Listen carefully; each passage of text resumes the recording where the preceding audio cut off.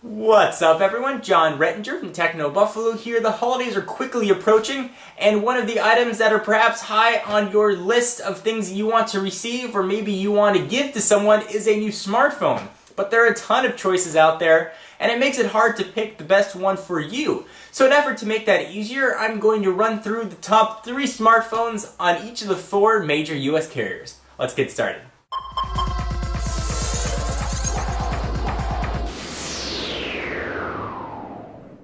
Every phone on this list is currently available, so you can walk into your local store and pick it up. And if you want more information on each phone, their link's going to be down below. So let's start with the big V, Verizon. That's my V. Is the Droid X is my #1 phone. It's one of my favorite phones I reviewed in 2010. It's 4.3-inch screen. It is perfect for those that don't need a full QWERTY keyboard but want a lot of screen real estate. It's rocking an 8-megapixel camera and Android. Going to be a really solid choice. You're going to see Android permeate this list completely. The second phone is for the user who maybe does want a full QWERTY keyboard. It is the Droid Pro. It offers a traditional keyboard form factor with the keyboard below the screen, similar to what you'd find on a traditional BlackBerry. Thing was lightning fast, not the best on battery life, so you may also want to include an external battery, but uses a mobile hotspot and really is one of the most solid Android offerings on the market. And the third is a variant you're going to see probably throughout this list as well, the Samsung Fascinate. This is the Galaxy S variant for Verizon. Super AMOLED screen, which is absolutely gorgeous. You really have to see it. It's got a 4-inch display. It's rocking a 1 GHz Hummingbird processor, which is screaming fast. Again, if you don't need a full QWERTY keyboard and you want a little bit smaller than that 4.3-inch form factor, the Samsung Fascinate is an awesome choice for the Verizon wireless user. Alright, let's jump over to the nation's largest GSM carrier, and that is AT&T. #1 on this list should probably not be surprising to anyone, and these phones are not in any particular order, just the top 3, is the iPhone 4. It's running iOS, all the apps that you've come to know and love, the gorgeous Retina display, front-facing camera for FaceTime, rear-facing camera for normal pictures. It's a fantastic phone. A lot has already been said about it. You probably know the iPhone. It's definitely on the recommended list for AT&T.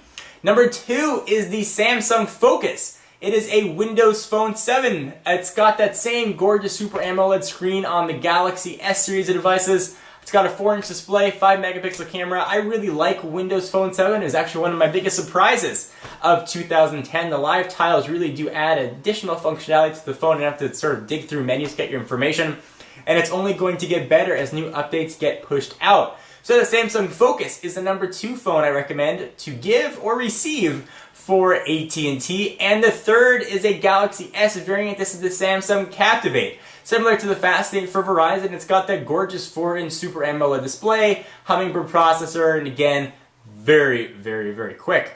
Let's go ahead and jump on over to Sprint. #1 is probably my favorite phone of 2010. Actually would be the phone that I would pick up if I wasn't on AT&T for my primary phone, and that is the Evo 4G. The 4G in that name being tremendous. It is a 4G phone using Sprint's and Clear's WiMAX networks. You're going to get blazing fast speeds. It's got a 4.3-inch screen, it's rocking Android, it's got a front-facing camera, reverse-facing camera, and really offers a very complete package. Evo 4G is one of the best phones available on the market. Next is the Epic 4G, and this is that Galaxy S variant once again, this time for Sprint with a little bit of a trick up its sleeve. This one offers a full QWERTY keyboard that slides out in landscape orientation.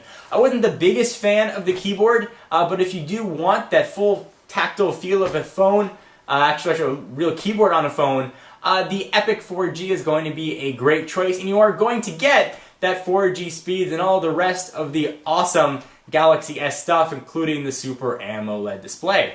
Next is the BlackBerry Bold, the 9650. It's a BlackBerry, and you're not going to get some of the best web browsing experience. You're not going to get the most intuitive user interface. What you are going to get is probably the best email client known to man. Push emails are going to come through like a breeze. You're going to get great battery life. You're going to get a really, really solid keyboard, and you're going to get a fantastic all-around package. BlackBerries are popular for a reason, and they do a lot of things very well. So if your user on your list is very email-centric, the BlackBerry Bold for Sprint is going to be a great choice. Let's go ahead and jump over to T-Mobile. The number one choice is going to be the HTC HD7. Windows Phone 7 yet again, it makes a comeback. It's got an awesome 4.3-inch screen, so it's nice and big. It's got a dual LED flash, packs a lot of cool Windows Phone 7 features, and if you haven't checked out Windows Phone 7, I definitely recommend that you do so. The number two choice, probably not surprising, is a T-Mobile G2, bringing Android back to this list. It's got an awesome 3.7-inch screen. It's got a surprisingly fast 800 MHz processor, which is the second generation processor. The software is really optimized for the hardware, and this thing is an absolute screamer. Not to mention HSDPA+, so you're going to get really, really fast data speeds and a fantastic QWERTY keyboard in the landscape orientation with the kind of cool slide out. So in case you are looking for that type of phone, the G2 is going to be an awesome choice for you. And the third choice, probably unsurprisingly, is T-Mobile's Galaxy S variant, the Samsung variant Vibrant. You're going to get, again, a beautiful 4-inch Super AMOLED screen, Hummingbird processor, really fast speeds, and a great overall package. So Android really sort of is all-encompassing on this list.